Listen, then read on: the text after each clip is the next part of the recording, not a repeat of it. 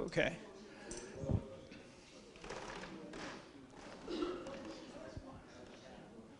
Good afternoon, good day, and it is a good day out there. So today is my pleasure and privilege to present you my very good friend, Bob Taylor. He's one of the people that have been always ennobled. You know,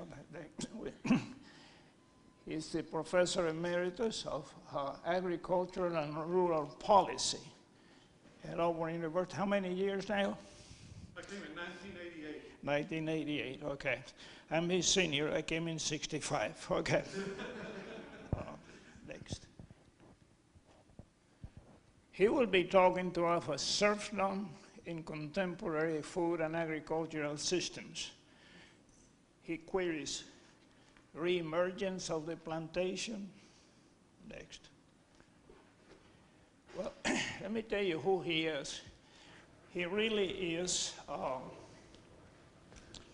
magnificent, internationally and nationally. For many years, we had offices next to each other, and he actually educated me to something dismal, which is economics. And I thought it was about, certainly not a science, nobody takes it seriously. Well, gradually, through hard science, he convinced me that there was something to it, okay? He's been, as is indicated there, nationally and internationally recognized for, I said inter alia, because this guy's involved in everything, believe me. His work on the effect of monopolies on trade. And through the years, he would bring out cases that he was investigating.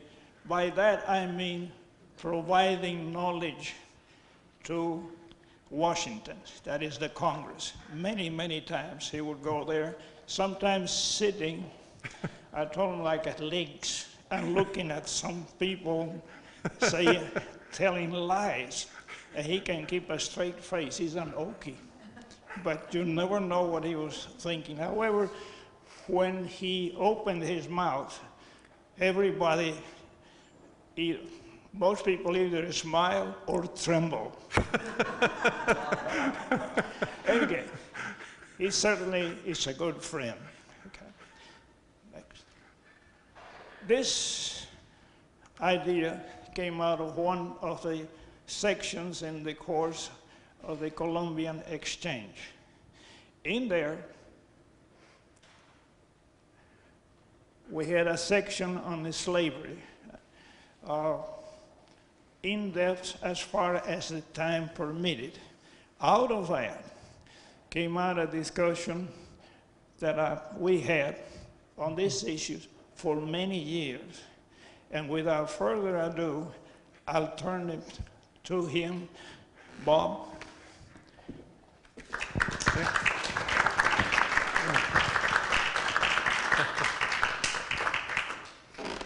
Thanks very much, Rod. Very generous introduction. Sometimes Rod and I have been referred to as Heckle and Jekyll, and we take great pride in this, and I want to point out that the contributions have been made by either Heckle or Jekyll. You can decide which one he is. As Rod indicated, this particular talk or session came about because he asked me to speak on contemporary serfdom and slavery in the class he was teaching on the Columbian Exchange. I should have kept my mouth shut and continued working on old cars and stuff, but here I am. So I'll start off with a connection with Rod's presentation back in February. The serfs, although not considered slaves, essentially fulfill the functions of a slave, albeit in most cases with some limitations to the actions of the liege lord. Northern Europe was left with no slaves, but retained the ability to produce food and substance on the backs of serfs. Some things don't change, maybe they get worse.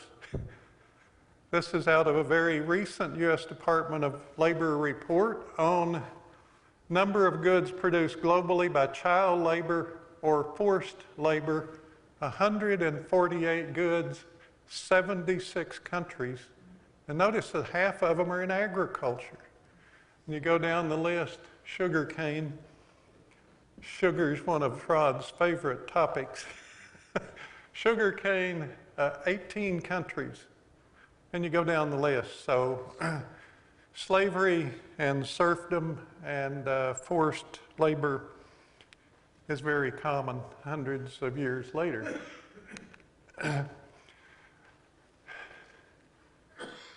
The U.S. system is rapidly evolving once again to a feudal system. Farmers and ranchers still like to think that they're independent. They really pride themselves on their independence. But independence is increasingly an illusion. In cash markets, where you take cattle and there's an auction or something and sell them, or whatever commodity, farmers may be subtly influenced through the market power of the giant corporations that are engaged in those transactions, either as buyers or sellers or both. So monopoly power is growing dramatically in U.S. and world agriculture, as it is in most other sectors of the U.S. and global economy. But they also lose independence and are influenced through corporate political influence on the rules of the game or rules of the marketplace. In contract agriculture,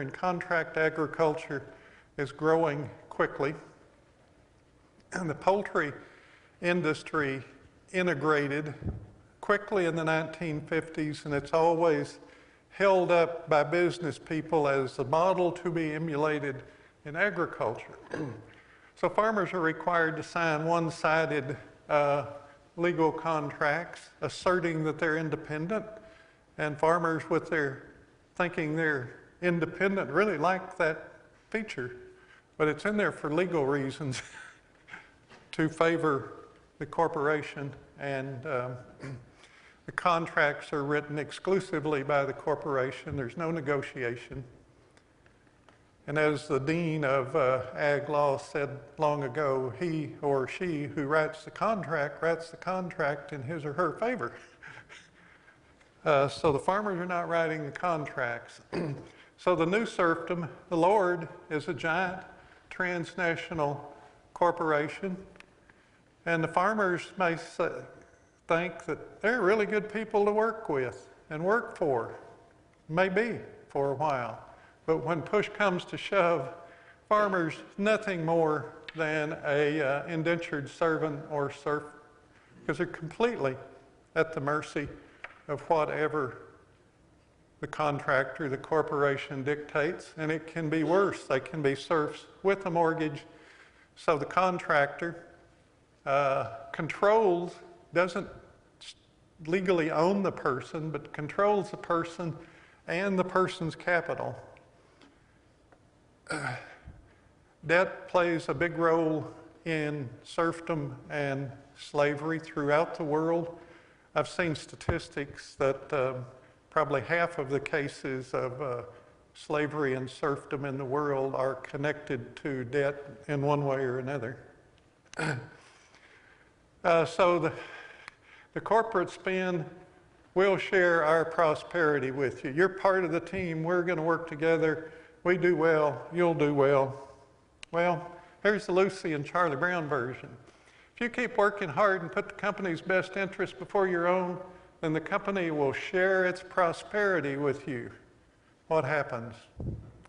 Charlie Brown goes to kick the football. Lucy pulls the football up. and Charlie crashes. That's what happens in contract agriculture when push comes to shove.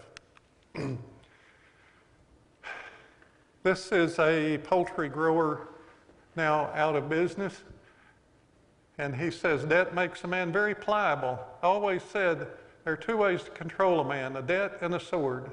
And at this point in time, I think I'd opt for the sword. It's quick and painless, or maybe not as painful. He's out of business. He was one of Purdue, one of the poultry companies, poultry integrator, one of their top growers, and he spoke out about unfair business dealings, unfair pay, and the serfdom nature.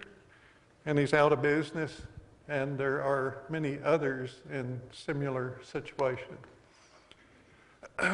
Contemporary Lord is a giant transnational corporation who, according to the U.S. Supreme Court, is now a person.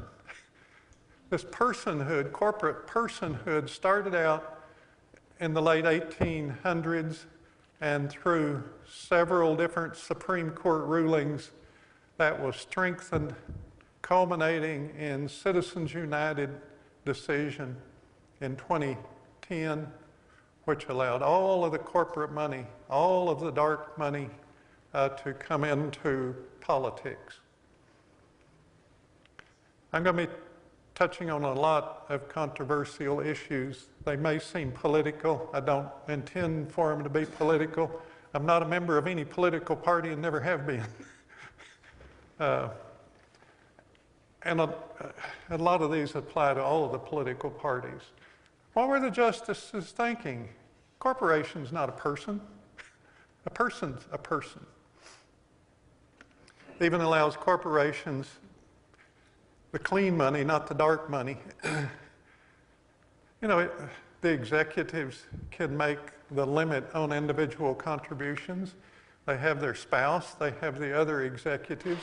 A lot of these can be foreign, and they're making contributions to our political system.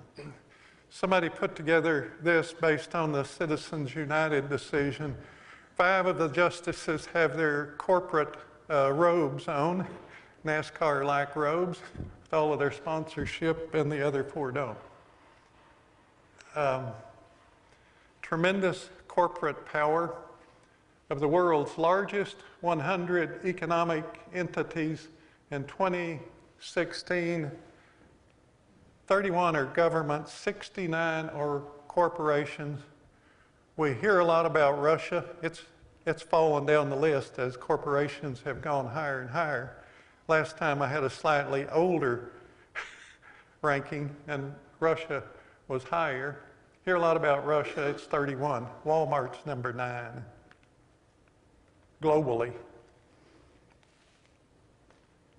And some of you are retired from the Alabama teacher retirement system. We're now on United Healthcare. United Healthcare is number 32. There are a lot of different roads to serfdom. A lot of the historical literature in economics and sociology talks about the path to serfdom through socialism and communism that leads to collective farms with central planning. A case where the government ends up dominating business. But there's another road. That's where business ends up dominating government, and you can end up with corporate farms, and we're headed in that direction. They're centrally planned. The socialist collective farms are centrally planned. In some ways, there's not much difference in those two. A lot of discussions, people like to just use the dichotomy. There's socialism and there's capitalism. In fact, there are many, many different forms of economic and social organization, and not just the two. Rod, in his teenage years in Cuba, right before he was put on a little plane with a one-way ticket, went down the blue side of that quickly. And I think in the United States, we're on a free fall over here during my lifetime, and since Rod came in 1965 or 1957 to the U.S. Okay. Just an ag overview. We talk about market concentration in two ways. One is horizontal, meaning poultry producers. You have Tyson and Perdue and Pilgrim's Pride. That's horizontal. But you also need to look at it in a vertical dimension that goes from the farmer up to the consumer. And both dimensions are very important. And there's potentially deadly effect of horizontal concentration and vertical integration. The real question is, are any efficiency gains from bigness sufficient to offset higher profit margins associated with market power? Sometimes yes, quite often no. And there are some solid studies of the overall economy now showing that many of the recent mergers have not led to efficiency gains as the merging companies claimed, but simply led to a higher profit margin, meaning consumers pay more for whatever it is.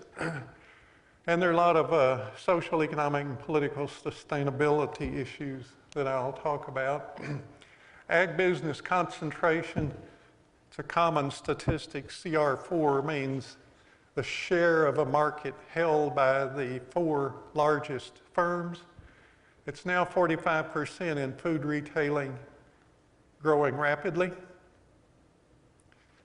And you can go into some areas and you may see grocery stores with several names, but all of those may be owned by the same company. It's not several competing grocery stores, it can be one. And that concentration is much higher in some regions, especially when you get outside the major urban areas and go to more rural areas in the United States. You can see these are all highly concentrated with 80–85% of a market held by the 4 largest firms. Quite often economists talk about market concentration and they're only looking at the seller side of a market. It is equally important to look at the buyer side of the market. When you see statistics on market shares, almost always they are on the seller side of the market and not on the buyer side of the market. In agriculture, the buyer side of the market is especially important, and this is an example in the broiler industry. On the seller side of the market, it's moderately concentrated with 4 firms having 54% of the market.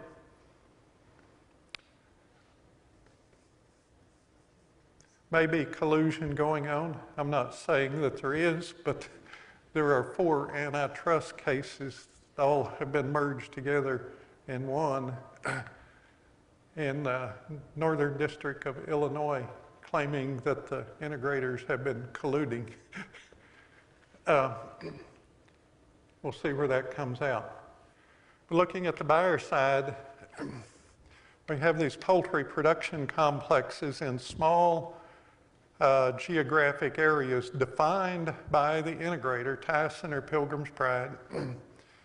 Typically, a grower is not going to be more than 40 miles from the feed mill and processing plant. There may not be another integrator within this small geographic area. And in that case, there's only one buyer of that service, which in economics jargon, that is monopsony, which is the buyer side of monopoly, that's just the seller side. Contracts are non-negotiable. In legal terms, they are a contract of adhesion, but contract of adhesion law keeps being brought up, but it never really seems to stick in litigation on behalf of poultry producers. The problem of bigness. To widen the market and to narrow the competition is always the interest of the dealers. An order of men whose interest is never exactly the same with that of the public, who have generally an interest to deceive and even to oppress the public, and who accordingly have, upon many occasions, both deceived and oppressed it. Adam Smith, 1776, The Wealth of Nations. A lot of business people hold Adam Smith up as the patron saint of markets. Adam Smith hated monopoly. 1776. Jump ahead 100 years to the robber baron period, the late 1800s and early 1900s. This is an old cartoon. If you look at the entryway in the upper right-hand corner, it says entrance for monopolist. The problems were railroads, shipping, oil and gas, meat packing. And down at the desk, the little people, that's Congress. And up here you have all of the fat cats. And Rod, one of them's a sugar trust over there.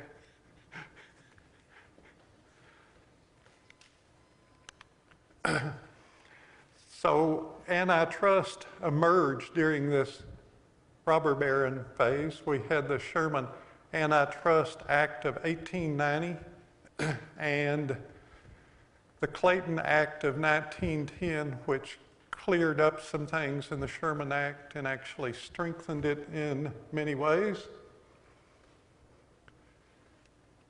For the last 40 years, action under Sherman and Clayton Act has been weak, if not non-existent. Under that body of law, the federal government can stop mergers and acquisitions by companies of a certain size, the bigger ones. They've essentially been rubber stamping all of the mergers and acquisitions. So we're down to only a few companies. And we live in a global economy, like it or not, but we don't have any global antitrust police or laws. Europe has done a better job of blocking mergers and enforcing antitrust issues than other countries, but pretty much non-existent in the United States, at least by the federal government. Some has occurred through private litigation. Horizontal concentration, the Department of Justice and the Federal Trade Commission have joint responsibility for enforcing the antitrust laws. USDA has some, especially over the Packers and Stockyard Act, which goes further than Sherman and Clayton antitrust law in theory. And they have standards, but their threshold of when competition concerns are highly likely has been exceeded by quite a few agricultural markets in the last 20 or 30 years. They just went blowing on by it, even though Department of Justice and FTC raised the hurdle some.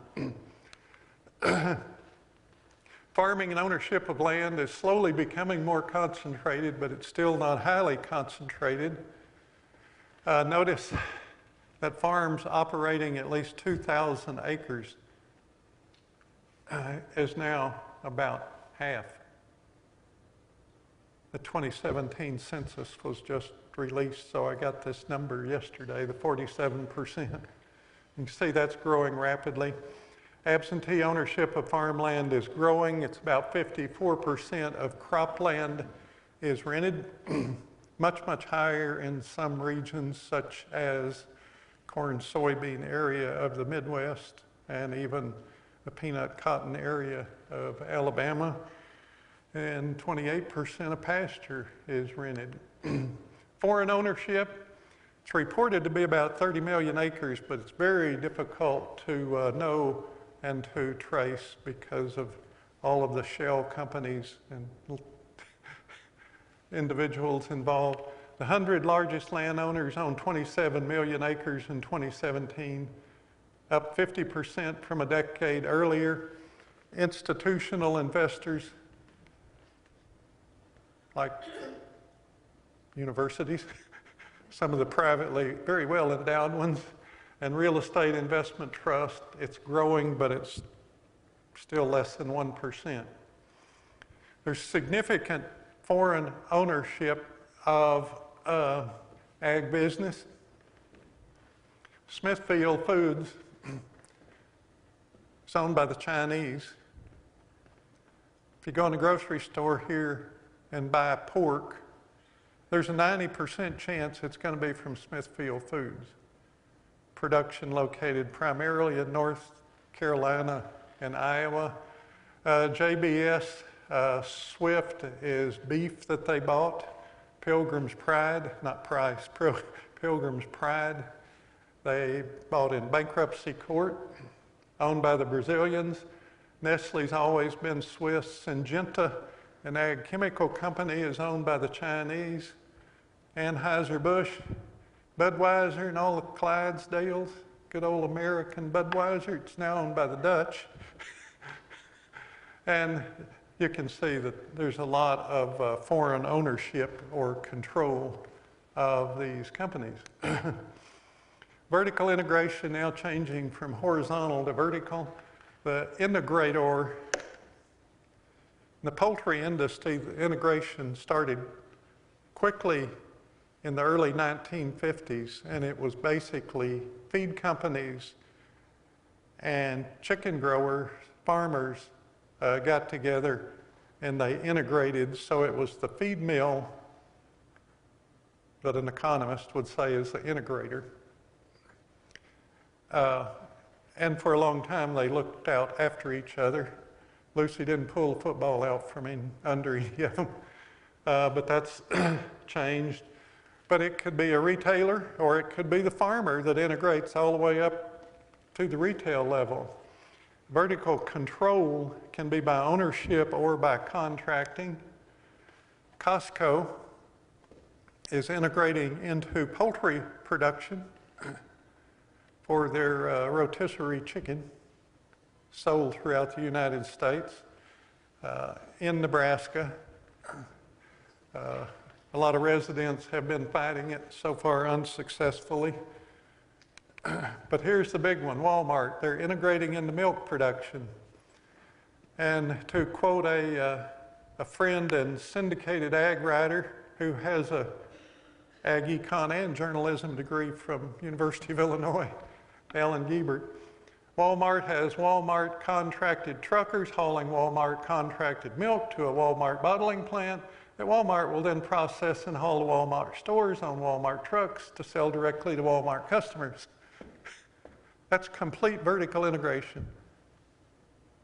And it's central planning by a corporation. How far they will take this model remains to be seen. This is fairly new. Give you a picture of a few pictures of industrial farming.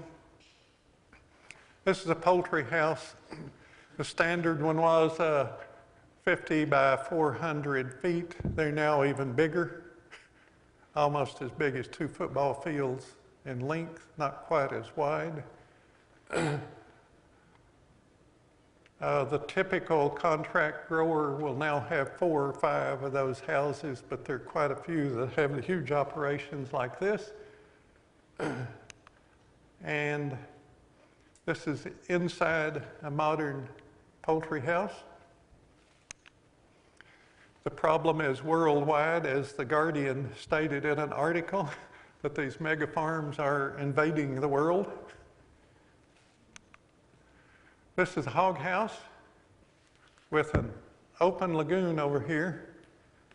They flush all of the waste products out of the barn. It goes into the open lagoon, and then eventually that is applied to most of it to pasture land, some to crop land. quite often at rates that far exceed the needs of any plant grown there. It becomes waste disposal, not fertilizer. Those stink. I had a few hogs as a kid. There were quite a few times when Mother made me change clothes out on the porch before she would let me in the house. And Mother was a farm girl. Okay. Inside. This is what happens when a hurricane comes along. It happened in North Carolina in, I think it was 1995, and last year, major flooding, not quite as bad as it was in 95, but you can see, where's the open lagoon? It's just floating around.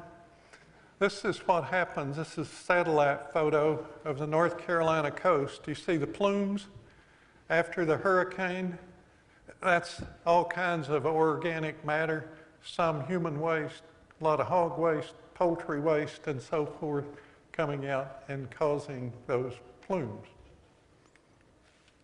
The contract farming, 95% of poultry is under contract. They're one-sided, and they're short-term contracts. Some of them will now say, this is for 7 years or it's for 15 years. But the integrator, the Tysons or Pilgrim's Pride, they can change it at any time. So the length of time doesn't matter. But these houses and equipment are highly specialized. There's no alternative use except in special cases. And they have a very long payback period of 25 to 40 years. Areas without another integrator, if the integrator gets upset with a grower, that grower is instantly bankrupt, or they can shut down whole complexes, as they have done in a few cases. Fortunately, not very many, but they have in a few. And the houses have a 25 to 40-year economic life. The equipment is about 15 years or so. The way the system works is a grower that's been pre-approved by the integrator will get a short letter stating that they intend to contract with that individual. That individual then takes that to a bank, typically gets a loan for 100% of the cost of the houses and equipment, uses a small amount of land, 40 acres that they inherited as equity, so they borrow 100%.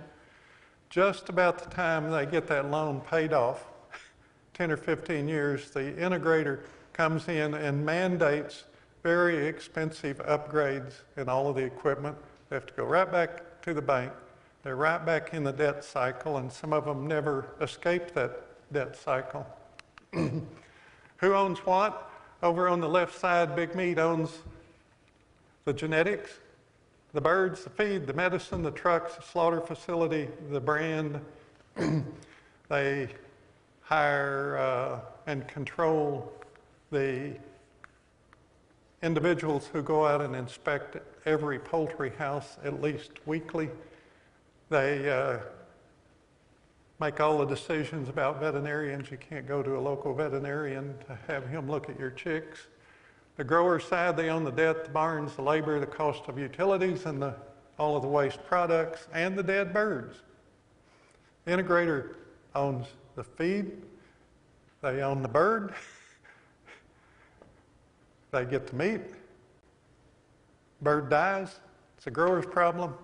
Whatever comes out of the back end of the grower, if it's not an egg, in table egg production, comes out of the back end, that's the grower's problem.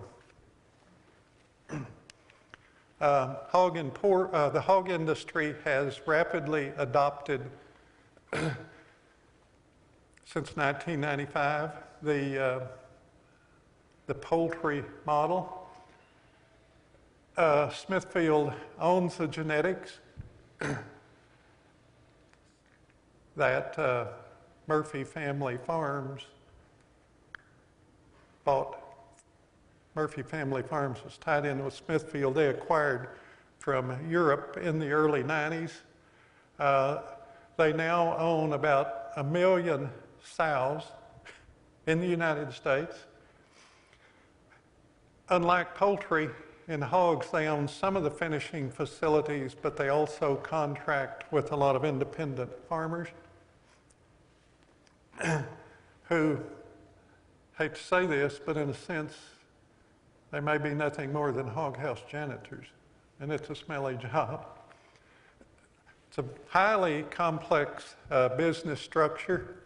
I'm not going through all of this, but these corporations have vast wingspans, or I call them spider webs, going out. Very complex business organizations with subsidiaries, subsidiaries of subsidiaries, joint ventures, partial ownership, interlocking directorates. Some of them are quasi-governmental companies, and family members may own connected businesses. Very complex, and those of you who have had economics, high school or college, you know the nice little supply and demand grant charts and the profit maximizing firm, still taught. It doesn't apply very well to this incredibly complex business structure. This is an example. I'm definitely not going through all of this. The big maroon circle is Bayer. They recently acquired Monsanto, and after 2 court cases ruled in favor of the plaintiff that they had gotten cancer from use of Roundup, and there's some big awards. I'm sure Bayer is regretting acquiring Monsanto. Part of Monsanto was spun off, and BASF took up part of it. There are a few others. Corteva, Dow, and DuPont merged, and Corteva came out of that merger, and they spun off some other parts. Lower left corner is Syngenta, ChemChina, owned by the Chinese, ag chemical and seed company. And all of these blue and green ovals are companies they acquired, or they still have the names. But it's very complex business structure. They're all very large. Organic food industry, it started out small scale, mom and pop. They actually developed the production techniques and developed the markets and so forth.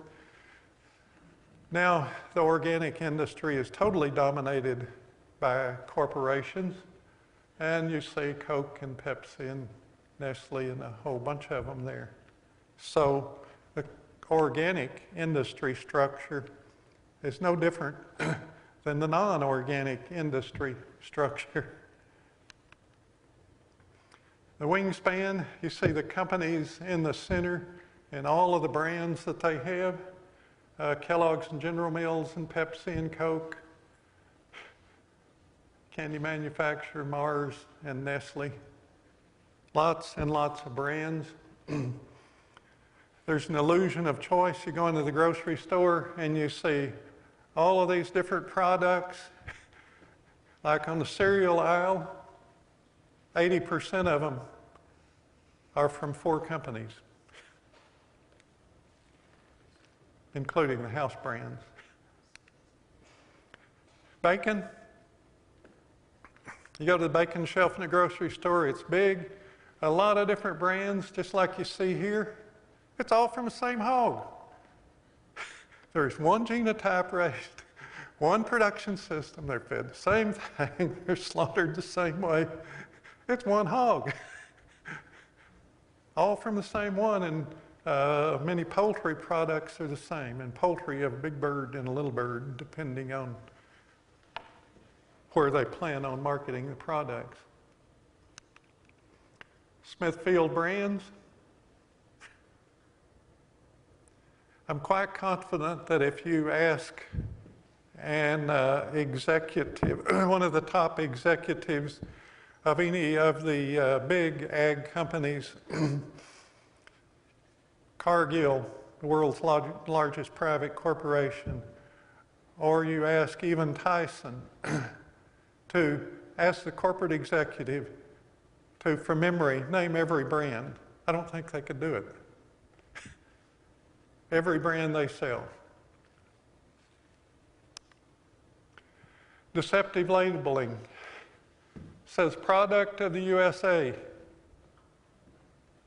All that means is that it was packaged in the United States. The meat can be from anywhere in the world. We had country of origin labeling for a while. The meat packers defeated that, got it killed. And this is in its place. Product of USA. Doesn't mean anything. Deceptive labeling, there was a big flap a few years ago. ABC News called it pink slime. Now USDA says it can be labeled ground beef. It's a process for, you know, when the bones are left from the current processing, they have a way of getting very small pieces of muscle tissue from it. And when it comes out, it does look like pink slime, a liquid, but it's now ground beef. Angus premium choice beef, USDA choice, USDA inspected. Some people think when you see USDA choice grade on a steak, that means it's from the United States. Nope, it's only a grade. And it's almost a meaningless grade. Taste and tenderness are the top two quality items that consumers look for. And the grading, choice, prime, and so forth has very little to do with that. USDA inspected, maybe. I'll touch on that some more shortly. Angus, may not be purebred, probably not. And you look at a modern packing plant, there's no way they can carefully segregate that this is Angus to be marketed under this brand and this is not Angus and so forth. There's no way they can accurately keep up with all of that. 100% money back guarantee. Try to get your money back. Premium choice beef. What's premium? There's a choice grade, there's a prime grade. What does premium mean? It's not defined by, as far as I know.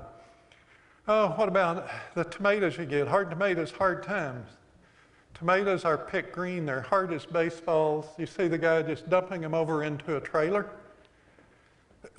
Then they take them into a warehouse and they gas them with ethylene gas to try to ripen them.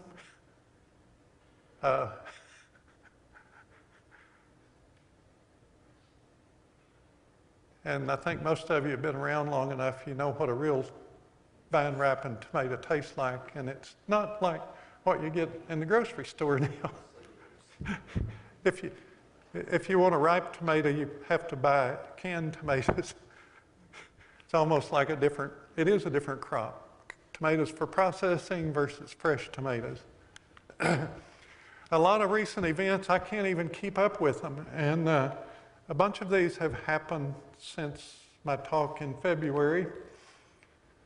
The Small Business Association came out with a report on poultry loans, and they said what a bunch of us have been saying for some time. Integrator control overcame practically all of a grower's ability to operate their business independent of integrator mandates. Surf, basically. They have no choice. Surprising report that came out of SBA. Almost all of the poultry loans that banks made are insured by SBA for 90 or 95%. Banker doesn't have a lot to lose on making a poultry loan. It's the grower and the taxpayer that can lose. JBS caught exporting rotten beef worldwide in 2017. They tried to cover it up with the stench, the smell, chemical products. I think it was anhydrous ammonia rot, fertilizer. And they paid federal inspectors to ignore the adulteration of the meat. They falsified sanitary permits, and they channeled bribes to Brazilian politicians. Well, October last year, 7 million pounds recalled by JBS. 57 people were sickened by salmonella. And I put this up to show the illusion of choice. There are 13 brands that are involved, including Kroger and Walmart house brands, along with all of those others. And several of the JBS executives have been arrested for corruption, but the world moves on.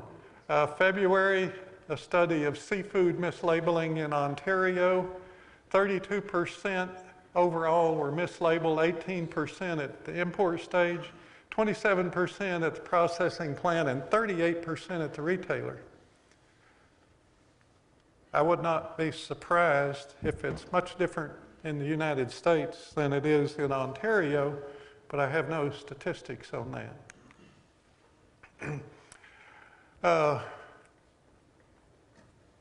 4 weeks ago, the biggest food seizure in American history, the feds actually did their job for once and seized 1 million pounds of pork smuggled from China to a New Jersey port.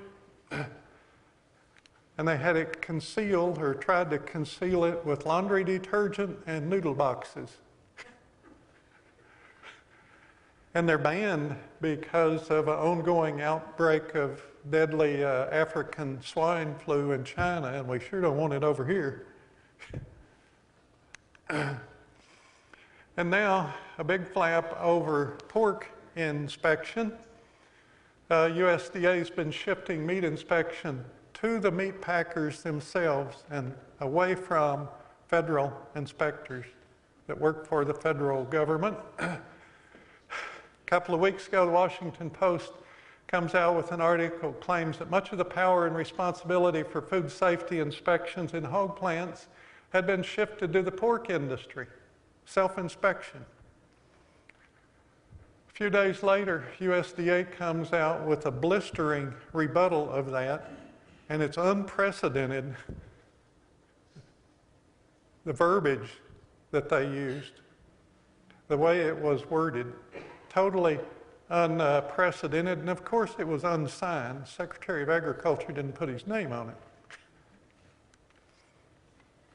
So the Safe Food Coalition said USDA's reply merely confirms the truth of the Post story. Claims USDA used alternative facts to spin the news using wordplay. Food and Water Watch says it's another step in USDA's emerging trend to attack consumer groups that question its big ag rulemaking agenda. And Giebert, in his article for this week, says any debasement of that meat inspection standard to save a few million federal dollars while adding a few million to corporate profits is a fool's trade. That's what's going on, less and less federal inspection, more and more self-inspection. Do you want to turn self-inspection over to JBS with their background? What does it stand for, JBS? Rod, do you know what JBS stands for?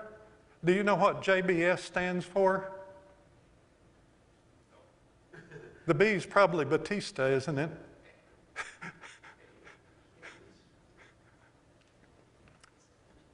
I don't know.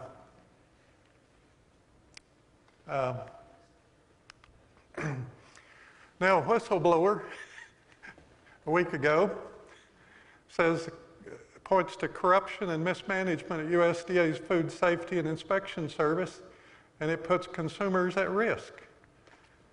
quoting, "The same misbranding or adulteration of product that would force an immediate recall from a small mom and pop company is overlooked with big meat companies," says the whistleblowing official. The mom and pops don't have a chance with that. And many would like to get into, they're producing cattle and they can produce hogs or chickens, and would like to get into marketing that to local retail outlets. Their major problem is not having access to slaughter facility. Or if they try to set up their own, they're dealing with issues like this, and it's simply unfair. Natural food label. Okay, a week ago, Hormel won dismissal of a lawsuit claiming misleading advertising. Natural. You see natural on a lot of food products in the grocery store. The court held that as long as manufacturer labels are approved by USDA, the ad can use natural claims. But USDA label does not mean anything when it comes to antibiotics, hormones, or preservatives. It only means no artificial ingredients and limited processing. So it means nothing. But they can continue using it. Yes, ma'am? Nitrites and nitrates.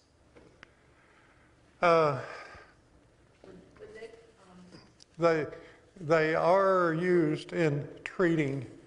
they have to be listed under ingredients? I don't know. I would think so, but they're naturally occurring.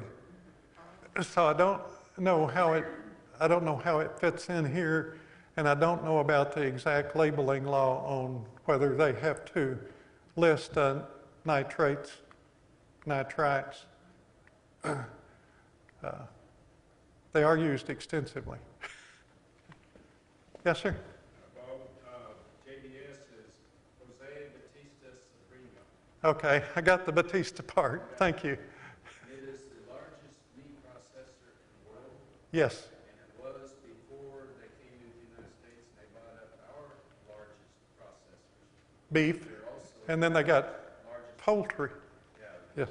they're also the largest meat processor in the United States, and they made the U.S. headquarters in Greeley, Colorado, which was the old Monster plant. Right.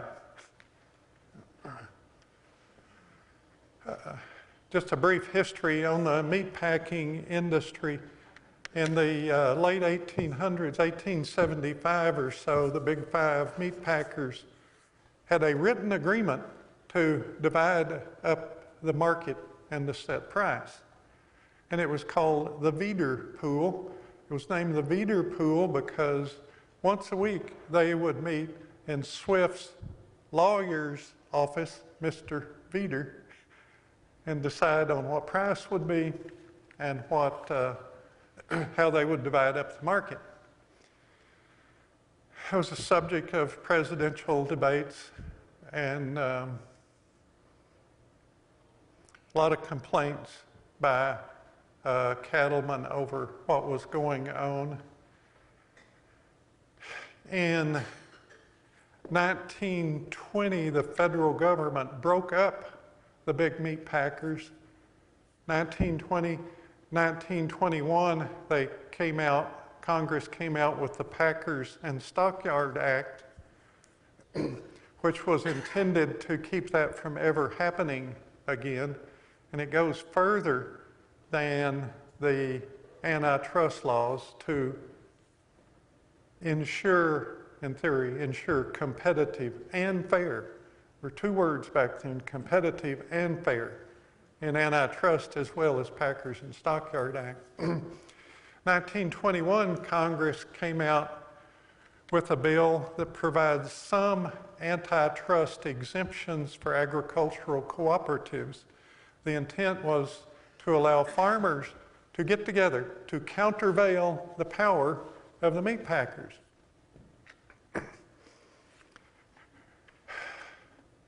A lot of big ag co-ops were formed, but they ended up being run for the benefit of the managers, and a lot of other things were a failure.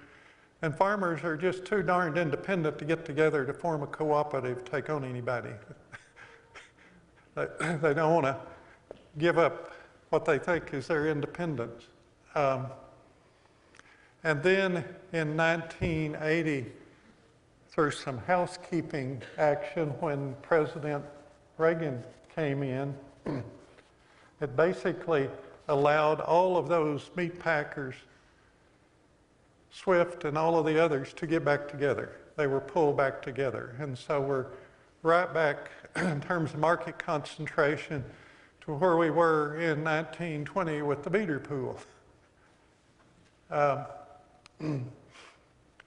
Ag-gag laws in about half of the states, or efforts in about half of the states to have ag-gag laws. There's an NPR article from a few days ago about big ag pushing this. Alabama has a ag-gag law enacted in 2002. It's not very broad or not nearly as troubling as others. Rod mentioned I'm from Oklahoma. Oklahoma had an effort a couple of years ago for an ag-gag law through the Oklahoma legislature. And it would require amending the Oklahoma Constitution, which meant it had to go up for a vote. The way it was worded is if it was approved by the voters, the legislature would essentially have no control over hog, poultry, and other agricultural activities or the waste products or anything. It's a very organized effort by a few individuals, and they fought it back. I think it's 70% against, which is pretty strong for a vote. Being tried in other states, North Carolina introduced, there's a set of litigation on behalf of over 500 residents in North Carolina who live next to some hog facilities. It's nuisance legislation. The people were there before the hogs, or at least most of the 500 were there before the hogs.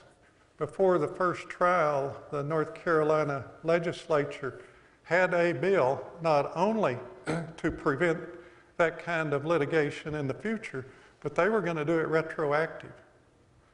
That was fought down, but they still have it going into the future. And it's been split into 26 trials, I think. So far, Smithfield is 0 out of 5. The juries keep finding on behalf of the residents that live, a quarter mile or less from 20,000 hogs with an open sewer and with that sprayed up in the air on ag land, trucks going by. Political issues, political power tends to follow economic power, and the powerful naturally tend to change the rules in their favor. Agency capture is a term from economics,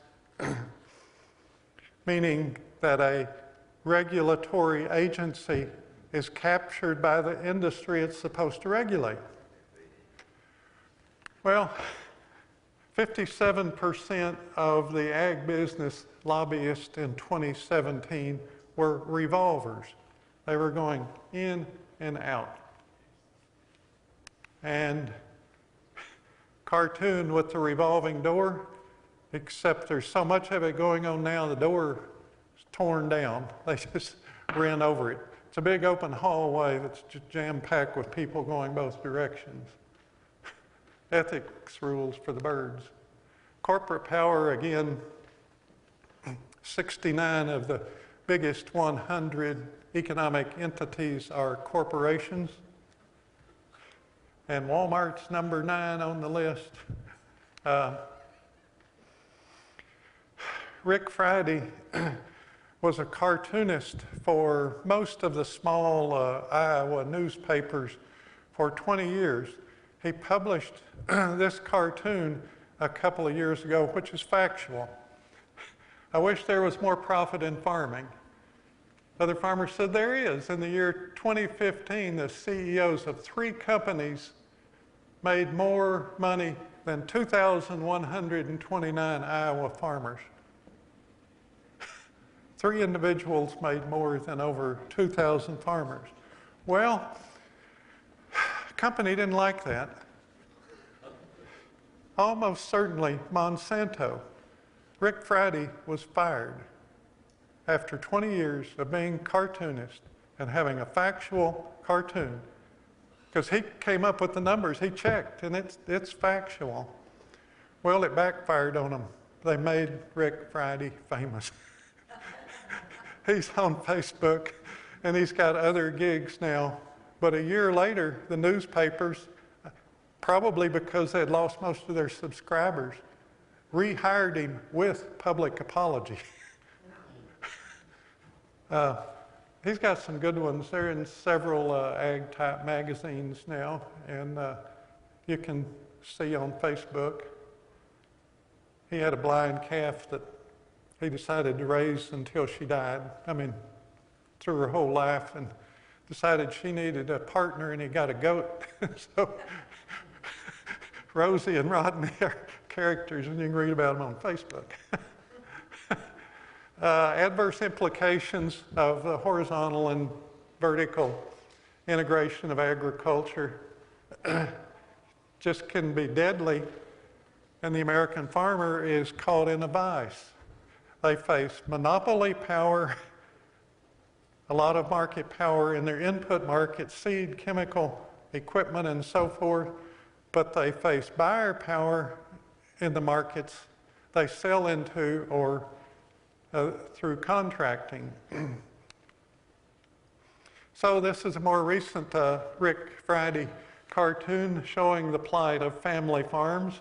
They always have to deal with weather, but changing global trade policies, corporate competition, input cost, and this little bitty island of land has gotten a whole lot smaller this year because of very low farm income for a variety of reasons. Potentially adverse implications for consumers' limited choice, predatory practices toward alternative food systems through prices or restrictions or exclusion, exercise of political power to influence government policy in their favor,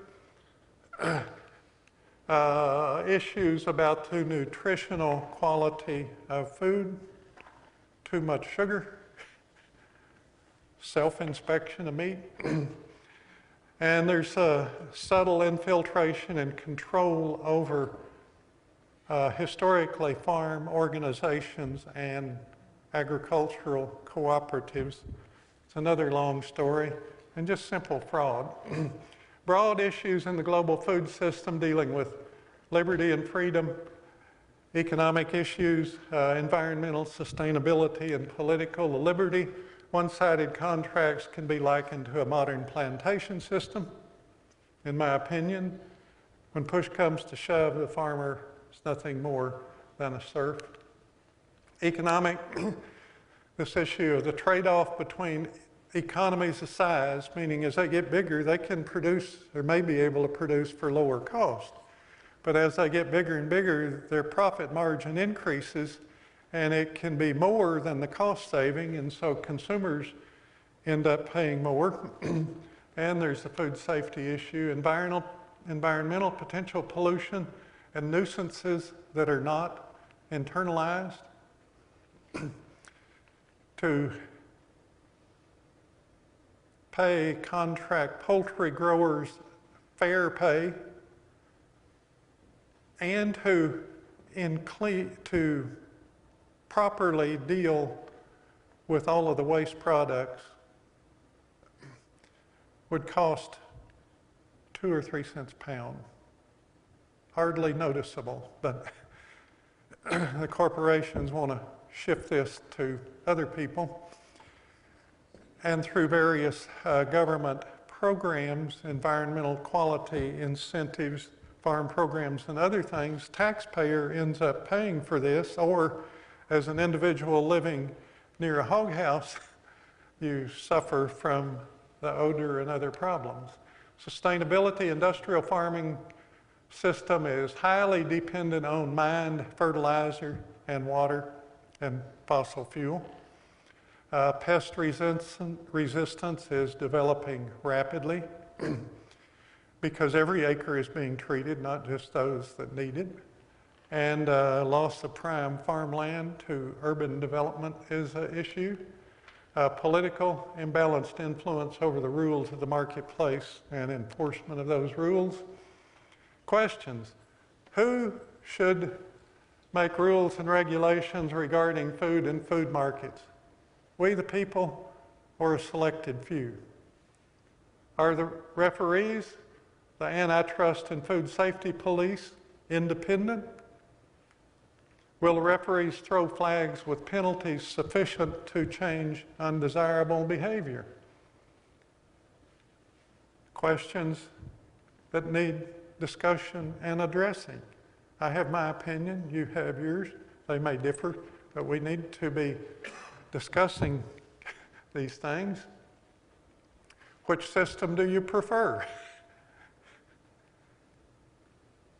More of a balanced system like we once had, where small and mid-sized farms, even with 2,000 acres, still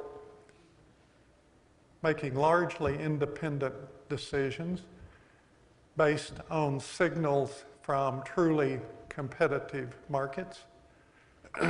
Or do you want a collective farm with central planning, or where we're headed with our corporate farms, like Walmart's milk program? All topics that need discussion. I have my views, Rod has his views, you have your views. What I would like to do is stimulate meaningful discussion on these issues and not stick to 30-second sound bites and, accusing somebody of being a socialist or whatever. We need to discuss alternative systems and develop a vision for the future and then figure out how to get there. So, questions or rebuttal back here?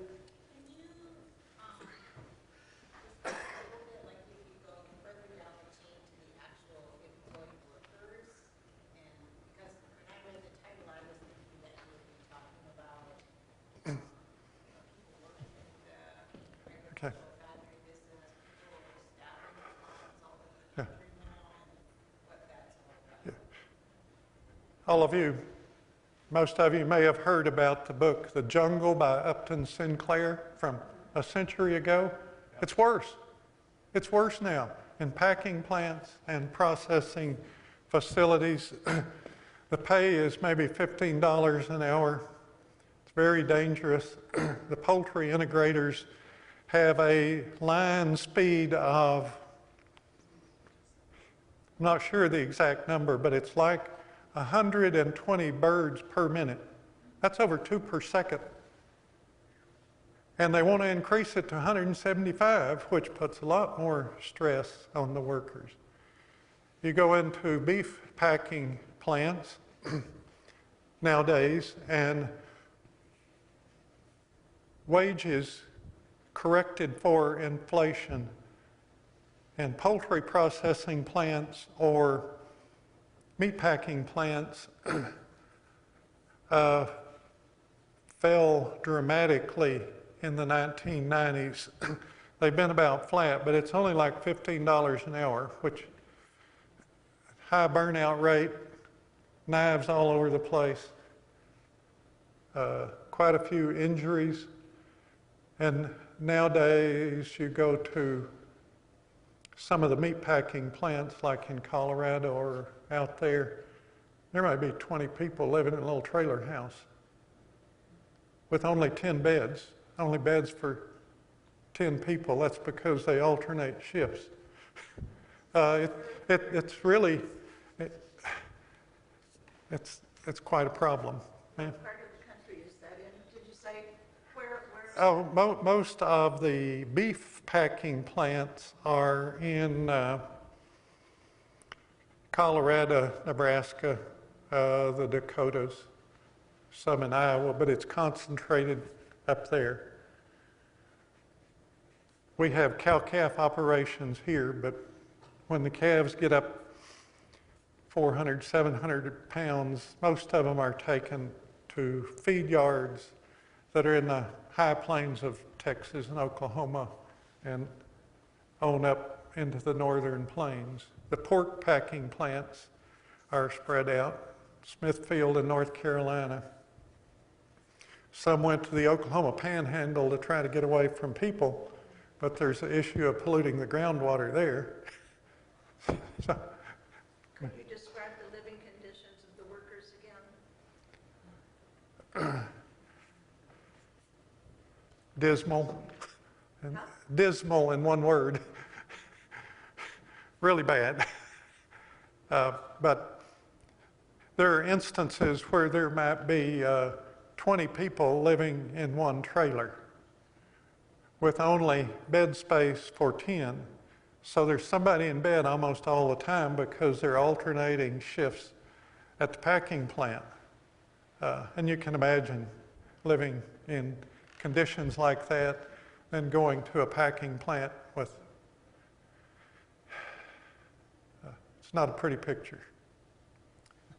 Are there any pressures on the ag schools to shade research or avoid certain areas of research? That's Rod and I talk about that and have for over 20 years. I'm searching for polite words. Okay, during my career of 40 some years, almost 50, the ag economics profession and universities, it started as a separate discipline from economics by people interested in agriculture that had a lot of knowledge about agriculture and economics. So they were working on very real problems, but it's turned inward. The other thing that happened, and it started in 1983 when the Cooperative Extension Service budget was cut at the federal level. And then there have been cuts for teaching and research in ag for the land-grant schools like Auburn and Texas A&M and Oklahoma State and so forth. When those cuts started happening, the administrators essentially all made the decision to keep people. So when Rod started out in 1965, up into the 70s and 80s, he had a nice budget to go do research. So his salary was paid. He had a budget to go do research all over the state, extensive research. They made the decision to keep people, which meant the research budget went down to nothing. So now it has become a grants economy. Who's got the money for a grant? Some from government agencies, but it's primarily the corporations. So I don't think, faculty are any more dishonest than other sectors of the economy, probably less so. But what happens is that my salary's paid, or it used to be, if I got a grant from a corporation, which I never did, but if I got one,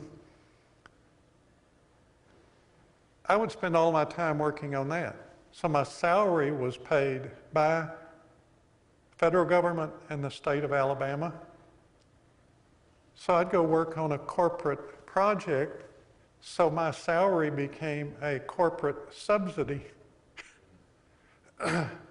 And so it's completely a grantsman economy.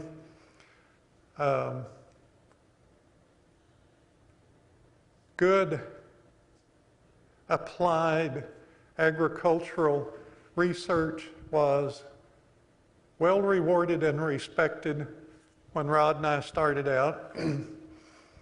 Now it's journal articles. And so my own profession has turned inward, and they write journal articles for each other on increasingly irrelevant topics because many of them have lost touch with agriculture. What's worse, I don't think they even care about agriculture.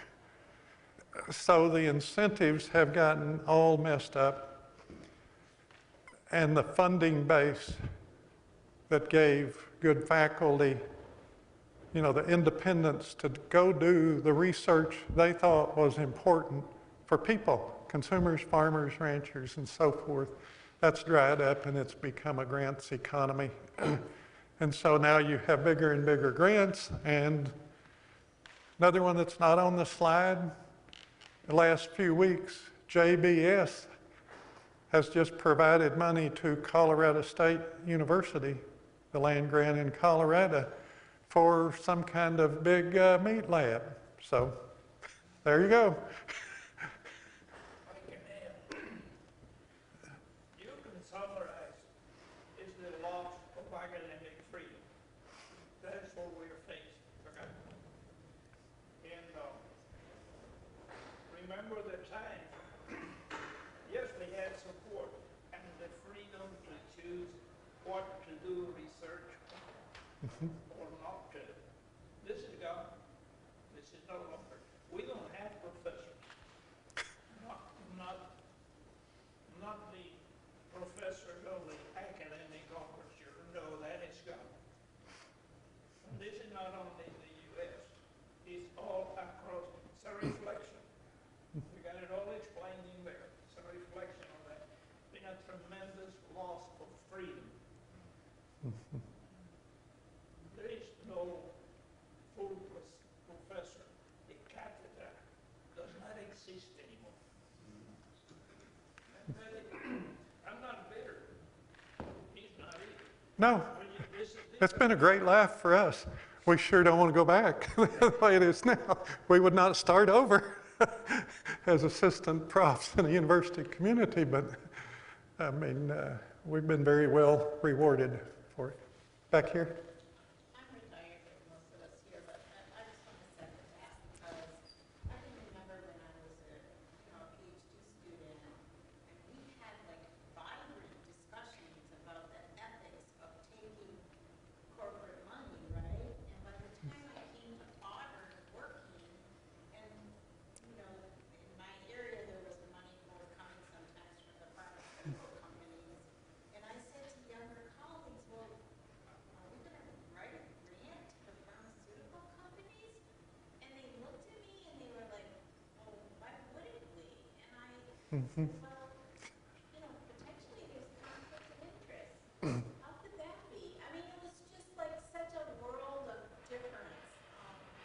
It just didn't even cross their minds that they shouldn't take this money because it might compromise them in some way. So, yeah, for me, it's been a huge issue in my career. I can't recall a discussion about ethics in the university system in the last 20 years. Could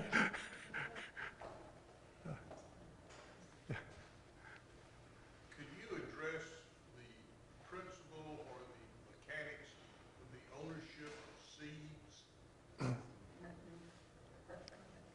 When you go to, when a farmer goes to the feed store to buy his seed corn or his whatever, can you explain the legal rationale of how that's set up today? I'll try. I'll start by saying that a trial lawyer friend in Nebraska gave a talk to the Nebraska Farmers Union with a seed bag. So he talked to the seed bag and what it actually says. Extremely fine print on a big bag that farmer doesn't have time to read, especially at planting time. The bottom line from a legal standpoint is the farmer does not own the crop grown from that seed.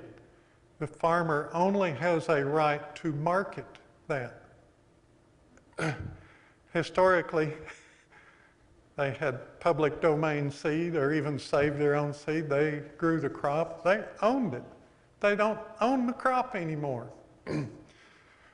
What has happened is kind of the evolution in, I think it was 1984, a Bayh-Dole law related to seed and chemicals and universities was extended to allow large companies to cut deals with universities. Before that ethics thing, it was only the smaller companies could do that. So, leading up to that, there were great plans in Alabama. The Alabama crop improvement facility on Donahue over by College was built. Nothing happened. Rod and I ended up over there, which we liked. It was a nice facility. But just as they were gearing up to really get into the business of public domain seed production for Alabama, the Bayh-Dole Act was extended to the large companies, and the large companies essentially took all of the seed patents that were in the public domain and pulled them over to the private corporate domain. And some of those still exist, and they still have those rights, but they're not introducing the seed to the market. They're keeping them off of the market. They acquired all of that to cut back on competition. Now, what authority did they bring that from the public into the private? What gave them the power legally to do that? Simple solution, it was probably a gray, maybe a dark gray legal area. And certainly some universities were complicit in this. So it was in the shadows. Yeah. It was in the shadows. We were told to emphasize at one point, I didn't know what it was a professor, to stop doing plant breeding for resistant to certain pests. We were told that. We said no. And I suffered from that. But that was, what, early 80s. Early 80s. Yeah. It started by then. So what's the meaning of that? The meaning is that when the public institutions stopped doing plant breeding, that was taken up by the Monsanto and so forth. And then that became their property. And all this breeding was based on material that was free to the public. Anybody could take it. Now that is not the case. So you buy the seeds, you plant them, but you cannot then take the seed and sell it to somebody else, or for that matter, even use it yourself again. That cannot be done. And that, my friend, that's not the way it's supposed to be.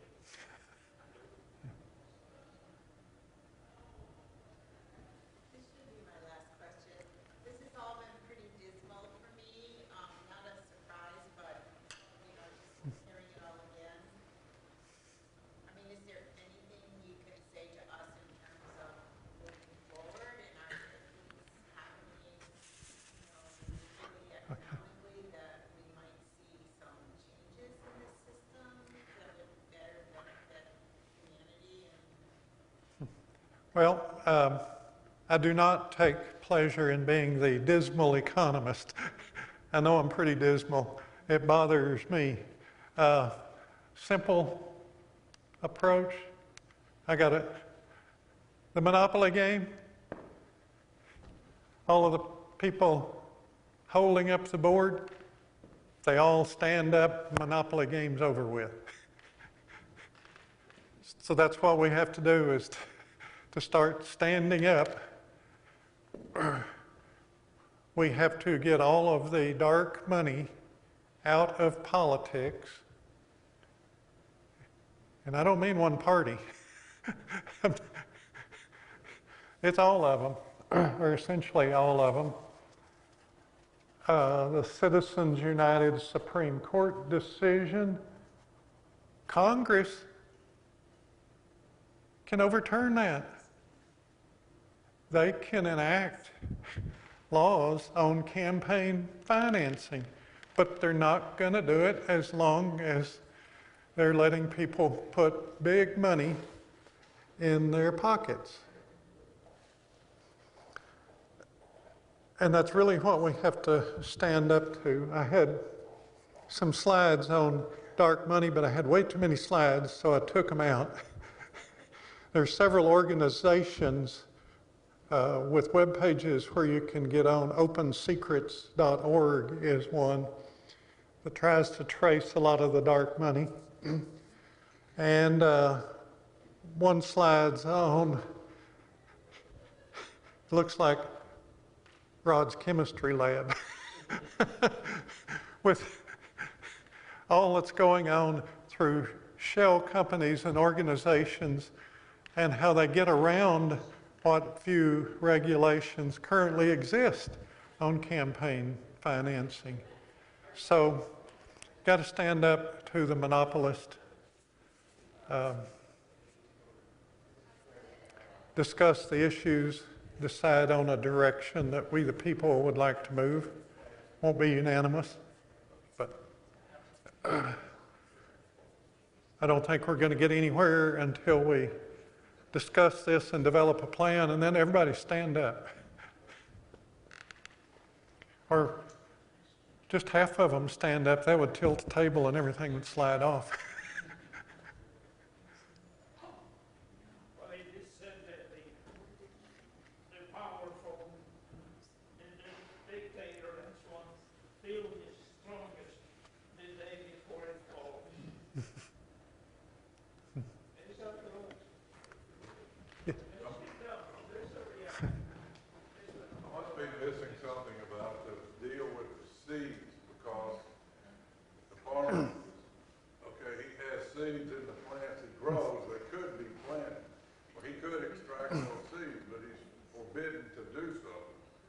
So that, one, those become trash, and two, how does the company keep having seeds to sell? Well, the companies did well before they started genetically engineering all of it and tying their chemical products in with the seed. There are actually federal laws that you cannot strengthen a monopoly position by tying A to B. Those have been ignored too. Still, where do the new seeds come from for the company to keep saying you have to come here to get more seeds? If there is development going on, it is the seed companies, and nothing is going on, essentially nothing is going on in the land-grant universities. I think Rod will agree with that. Auburn has one soybean breeder that was working very hard, but when all of his funding from the state and the feds disappeared through the budget cuts, he couldn't go do experiments, couldn't do the field experiments that are necessary. So behind the facade or whatever it is of the company's store out back, is there some land set aside to growing more seeds so that they can bring them to the store next year to sell? That's what I'm trying to figure out. the corporations, yeah, they have huge, expensive greenhouses, field trials all over the world. So they're working on it, but it's still, it is the plant breeding as they see the world, which may or may not be the right world for consumers or farmers. Unlikely to be the way you and Rod would have done it. Very unlikely. This is even very, very serious because they have the ability now with the molecular biology, and the ability to develop frank plants, okay? And they have approached, for example, in Tanzania, offer these plants, corn plants, modified, genetically modified, okay? Because they were having a problem in production and so forth. We'll give it to you free, okay? Well, this is very serious. Now, Europe, for example, allows the planting of forage modified, genetically modified forage corn. But this is also very dangerous. Corn pollen flies all over the place, and it's very easy to contaminate one with the other. In essence, this is happening in Mexico already. And- So